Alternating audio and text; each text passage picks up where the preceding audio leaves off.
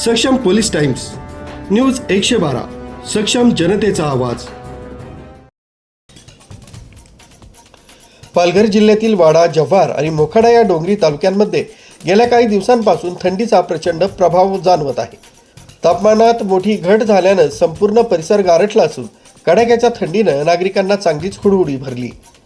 या कडाक्याच्या थंडीमुळे घराघरात सर्दी, खोकला आणि तापाचे रुग्ण वाढले। आरोग्याच्या समस्या गंभीर बनल्या आहेत। थंडीसोबतच पहाटेच्या सुमारास पडणाऱ्या दाट धुक्यामुळे रस्त्यावरील दृश्यमानता अत्यंत कमी झाली। समोरच्या काहीच दिसत नसल्यानं वाहनधारकांना जीव मुठीत धरून प्रवास करावा लागतोय।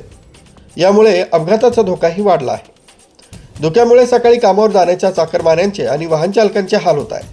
थंडीपासून बचाव करण्यासाठी नागरिक जागोजागी शेकोट्यांचा आधार घेत आहेत। या हवामानामुळे रब्बी हंगामातील पिकांवर संकटांचा सावट निर्माण झालाय। शेतकरी चिंतेत सापडला आहे। थंडीमुळे बाजारपेठा उशिरा उघडत असून एकूणच तालुक्याचा वेग मंदावलाय। प्रशासनाकडून नागरिकांना आरोग्याची काळजी घेण्याचं आवाहन करण्यात येत आहे। न्यूज ब्युरो, सक्षम पोलीस टाइम्स, न्यूज 112, मोखाडा।